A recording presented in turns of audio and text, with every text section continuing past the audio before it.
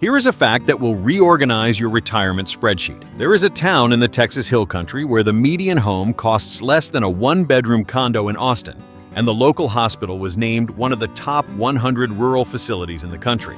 Most retirees have never heard of it. They are too busy Googling Florida. Texas has a reputation: hot, flat, conservative, no income tax, end of conversation. That reputation is doing a lot of work, and most of it is wrong. There are towns in this state where retirees are quietly outliving well the people who moved to Boca Raton in 2009 and now spend their afternoons fighting HOA boards about the color of mailboxes. We are counting down 10 of them, not the obvious ones, the actual ones. The places where real retirees on real budgets are building real lives that work. Subscribe if you are tired of tourism videos where everything is perfect. Here we show Texas the way it actually is. Let's get into it. Number 10. Granbury. 40 miles southwest of Fort Worth, sitting on a lake that did not exist before 1969, is a town that looks like a Hollywood set designer was asked to build the perfect Texas town and accidentally got it right. Granbury has a courthouse square on the National Register of Historic Places, limestone buildings, an 1886 opera house that still hosts live theater, and a town square so well preserved it draws visitors from across the state. Population around 12,000. Median home prices sit around $370,000. That number is not a typo. You can find a small lakeside place in Granbury for less than what people pay for a used Tesla in California. Here is what makes Granbury work for retirees. Lake Granbury is a long body of water with coves, marinas, and lakefront restaurants where the menu has not changed since 1992, and nobody is complaining. The town has a real hospital, Lake Granbury Medical Center, with 24-hour emergency services. That matters more than the brochures admit when you are 68 and your knee makes a sound it has never made before. The catch nobody mentions: Granbury is exploding. Population has more than tripled since 2000. The retirees who moved here in 2008 talk about it the way New Yorkers talk about the Lower East Side in the 90s. Get in now or watch the prices do what prices always do. Picture this. Thursday evening in October. You are on the patio at a restaurant on the square. The opera house across the street is putting on a production of something with banjos. 68 degrees. Your property tax bill for the entire year is in your jacket pocket, and it is less than what you used to pay your dentist for a single crown. That is Granbury. Number 9. Brenham. Welcome to the town that smells like ice cream. That is not a metaphor. Bluebell Creameries has been making ice cream in Brenham since 1907, and on the right wind, the entire town smells faintly of vanilla. There are worse things to retire into than a permanent dessert scent. Brenham sits halfway between Houston and Austin, population around 21,000, and it is the seat of Washington County, which most Texans cannot find on a map, and the Texans who can find it are not telling. The downtown looks like it was painted by someone who was paid by the cobblestone. Antique shops, a coffee roaster, a bookstore with a cat that judges you, and the Barnhill Center, a restored historic theater that hosts everything from bluegrass to ballet. Median home prices hover in the mid-300s. Property taxes are reasonable by Texas standards, which is its own joke because Texas has one of the higher property tax burdens in the country. But the trade-off is no state. Income tax, and for retirees pulling money out of IRAs, that math gets interesting fast. Healthcare is the surprise. CHI St. Joseph Health runs a regional hospital in town, and the Texas Medical Center in Houston, the largest medical complex on Earth, is 90 minutes down US 290. You can drive to MD Anderson Cancer Center before lunch and be back in time for ice cream. That sentence should not be possible. In Brenham, it is. The wildflowers in spring are the kind of thing people drive 4 hours to see. Retirees here garden, volunteer at the antique mall, and have strong opinions about which Bluebell flavor is the best. The correct answer is homemade vanilla. Do not let anyone tell you otherwise. If this list is already making you reconsider your Florida brochure, drop a like on the video. Genuinely helps the channel and signals to the algorithm that this is the kind of content worth pushing to other people who are also tired of being told to retire in the villages. Number 8. Marble Falls. 60 miles northwest of Austin, the Colorado River widens out, slows down, and forms a chain of lakes called the Highland Lakes. Marble Falls sits on one of them. Population around 10,000 and climbing fast. Median home prices in the low 400s, which by hill country standards is genuinely reasonable. Neighboring Horseshoe Bay has homes pushing well over $1 million. Marble Falls is the working person's version, and that is the entire point. The climate is what people from Minnesota dream about. Mild winters, warm springs, brutally honest summers, and falls that go on for months. Retirees here boat in the morning, eat barbecue at lunch, and watch the sun set over the lake from a patio at the Bluebonnet Cafe, which has been serving pie since 1929 and is the only acceptable answer to the question, where should we eat dessert? Here is where Marble Falls quietly outperforms. Healthcare is anchored by Baylor Scott and White Medical Center Marble Falls, a full-service hospital that has been named among the top rural hospitals in the country in past rankings. For a town this size, that level of medical infrastructure is unusual. Most lake towns die in winter. Marble Falls does not. There is a community theater, an active arts council, and a winter visitor population that swells the town with retirees from Iowa who would rather be cold near a lake in Texas than cold near a snowblower in Cedar Rapids. The honest drawback: Austin Bergstrom Airport is about an hour away on a good traffic day, which in Austin means roughly twice a year. If grandkids fly in for visits, that drive matters. Would you trade airport convenience for a sunset over Lake Marble Falls in October? Some people would not. Others have already sold the house in Pittsburgh. Number 7. Wimberley. Now we get to the artist colony hiding in the woods. Wimberley is technically a small city, which is its first weird flex. Population around 3,000, depending on how you count the people who live in cabins down dirt roads and refuse to participate in the census on principle. The town sits between Austin and San Antonio, surrounded by cypress trees and the Blanco River, which runs clear and cold and is one of the most beautiful swimming holes in the state. Median home prices, fair warning, are higher than you might expect, mid to high 500s. Wimberley was discovered, then rediscovered, then aggressively rediscovered, and the prices reflected. But the people who live in Wimberley are not paying for square footage. They are paying for a specific lifestyle that does not exist in many other zip codes. That lifestyle: market days on the first Saturday of every month from April through December, where hundreds of vendors set up in a field and sell everything from handmade jewelry to vintage windmills. Live music at the Corral Theater, an outdoor venue carved into a hillside. Galleries on the square that sell real art by real artists who actually live within a 10-mile radius. Retirees in Wimberley fall into two categories: the ones who moved here to slow down and the ones who moved here to finally do the thing they always wanted to do: sculpture, painting, writing the novel. The town supports this in a way that suburban subdivisions actively cannot. Healthcare is a soft spot. Wimberley has clinics but no hospital. You drive to San Marcos, 20 minutes away, or Austin, 45 minutes for anything serious. You also have to be honest about the river. The Blanco has flooded before and will flood again. The 2015 flood destroyed parts of Wimberley, and the wider hill country saw devastating floods again in the summer of 2025. The community knows what the river is capable of. They rebuild. They take it seriously. If you ask anyone who lives there about it, you will get a story. If you ask them why they stayed, you will get a longer one.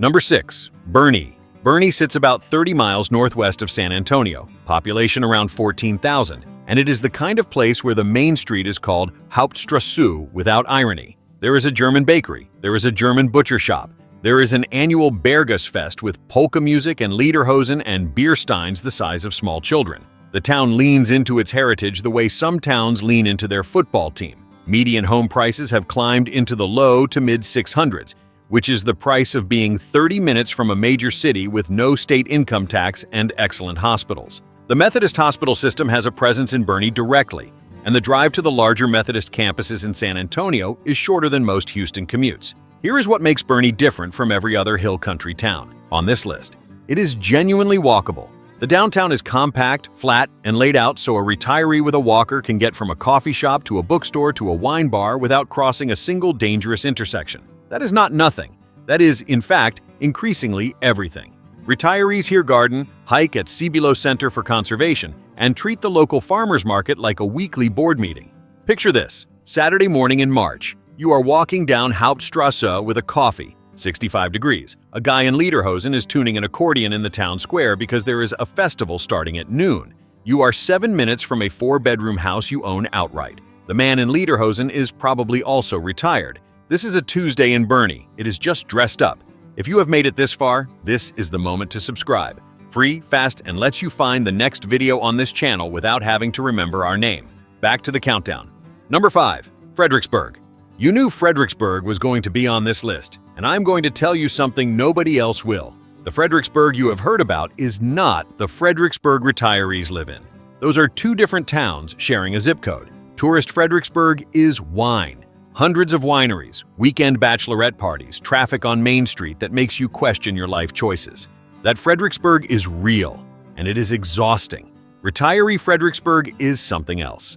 A town of around 12,000 people in Gillespie County with the National Museum of the Pacific War, the LBJ Ranch 30 minutes east, and Enchanted Rock 15 minutes north. A massive pink granite dome retirees climb at sunrise on principle. Median home prices have climbed into the high 600s and beyond. This is the price of Fredericksburg becoming a destination. But here is the workaround. The towns surrounding Fredericksburg, places like Stonewall, Harper, and Comfort, all offer significantly lower entry points while still putting you in the Fredericksburg gravitational field. Healthcare is strong for a town this size. Hill Country Memorial Hospital has been repeatedly recognized among the top 100 rural and community hospitals in the country, with patient experience awards that put it ahead of most rural facilities in the state. That is a national tier ranking for a town of 12,000. The German heritage runs deeper than Boerne. Fredericksburg was founded in 1846 by German immigrants who carved out a town from raw frontier. The architecture, the food, the festivals, and the family names on the storefronts are all still German. A town with a story that started before the Civil War tends to hold on to its character in a way that suburban developments built in 2003 never will. The honest drawback is the tourism. Weekends from March through October, Fredericksburg fills up. If quiet is your top priority, you live outside the city limits and visit downtown on Tuesday mornings. Number 4. New Braunfels. This is the one most lists miss because they cannot decide whether to call it a small town or a small city. New Braunfels sits halfway between San Antonio and Austin on Interstate 35, population around 100,000 and rising fast. It was founded in 1845 by a German prince named Karl who came to Texas, established a colony, and then died of disease within a year. The town he founded is now one of the fastest growing places in America, which is either ironic or fitting depending on how you read history. Median home prices in New Braunfels sit in the low 300s, which for a town in the San Antonio metro is borderline absurd. You get access to one of the country's most distinctive small downtowns, Greenhall, the oldest continually operating dance hall in Texas, and two rivers, the Comal and the Guadalupe, running through and around town. Healthcare is the unexpected strength.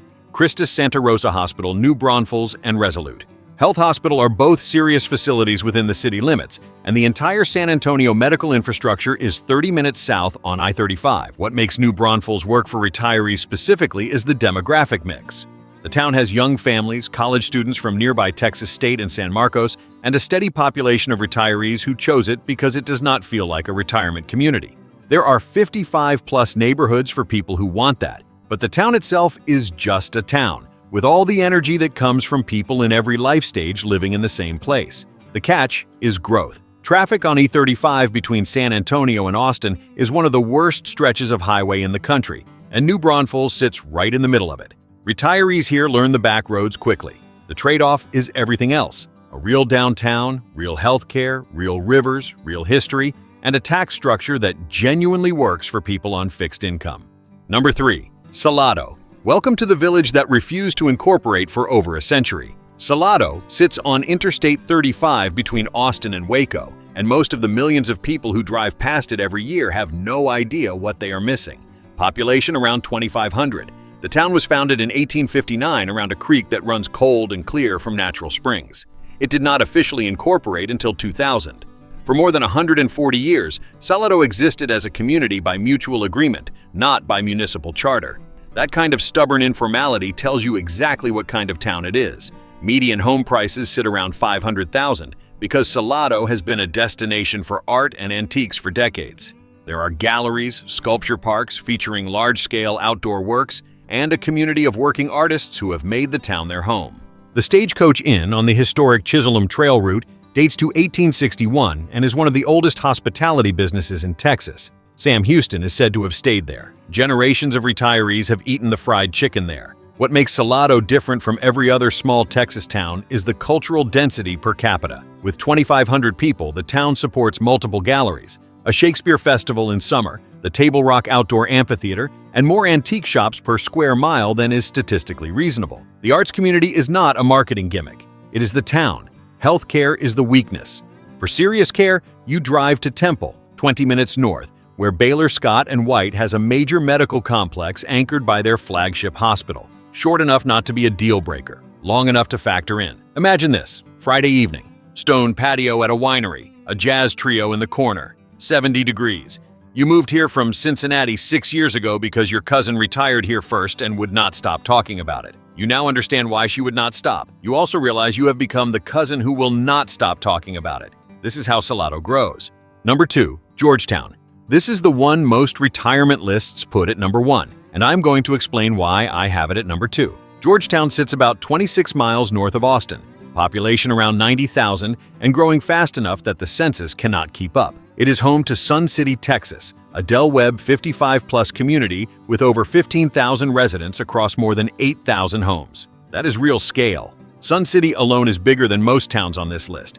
3 golf courses, multiple fitness centers, pickleball courts, woodworking shops, and well over 100 resident clubs covering every interest from bridge to motorcycle riding to genealogy research. Median home prices in Georgetown sit around the high 300s to low 400s for general housing, with Sun City entry points starting in the mid-300s for smaller new homes. That is the kind of accessibility that turns spreadsheets into yes columns. Healthcare is exceptional. St. David's Georgetown Hospital is right in town. Baylor Scott and White Medical Center Round Rock is 15 minutes south, and the entire Austin medical infrastructure is within a 40-minute drive. For retirees prioritizing healthcare access, Georgetown is in the top tier of the entire state. The downtown square is one of the most beautiful in Texas. The Williamson County Courthouse, built in 1911, is the centerpiece, surrounded by Victorian buildings now housing restaurants, boutiques, and a bookstore that hosts author readings retirees actually attend. The catch with Georgetown is the growth. Traffic on Interstate 35 has become a national punchline. The town that was sleepy in 2005 now has Whole Foods, Trader Joe's, and the kind of suburban sprawl that retirees often move to small towns specifically to escape. If you want quiet, you live on the west side and stay off I-35 between 3 and 7. But the trade-off is real. Georgetown gives you a small town downtown, a massive retiree community with built-in social infrastructure, world-class healthcare, and proximity to one of the most dynamic cities in America. For a lot of retirees, that combination is unbeatable. It is just not number 1. Number 1, Mineola. 80 miles east of Dallas, in Wood County, sits a town of about 5,000 people that almost nobody outside East Texas has ever heard of. Mineola is on the Amtrak Texas Eagle Line, which means you can board a train at the historic depot and ride directly to Chicago or all the way to Los Angeles without ever driving to an airport. That alone makes it weirder than it has any right to be. Median home prices in Mineola are around $250,000. In a state where every other town on this list starts in the 300s minimum, Mineola is sitting on housing prices that look like they were copy-pasted from another decade. The downtown is on the National Register of Historic Places. Brick streets, a restored train depot, an opera house from 1893 that still hosts performances, and a small-town Main Street that has somehow avoided being either gentrified into a wine bar destination or hollowed out by Walmart. Both fates have claimed thousands of small Texas towns. Mineola escaped both. Healthcare is where you have to be honest. Mineola has clinics, including a UT Health East Texas Family Medicine location and a rehabilitation clinic, but not a full hospital. The nearest hospital is UT Health Quitman, about 10 miles away. Beyond that, UT Health Tyler, the flagship of the entire UT Health East Texas system with over 400 beds and 500 physicians, is roughly 30 minutes east. For routine care and emergencies short of a major incident, the access is reasonable. For anything more complex, that 30-minute drive becomes part of the math. The Mineola Nature Preserve is nearly 3,000 acres of woods, wetlands, and the Sabine River. The piney woods of East Texas are nothing like the rest of the state. You get actual seasons, fall colors that rival New England, spring dogwoods, summers that are hot but cut by the shade of 100-foot pines. The community is the real asset.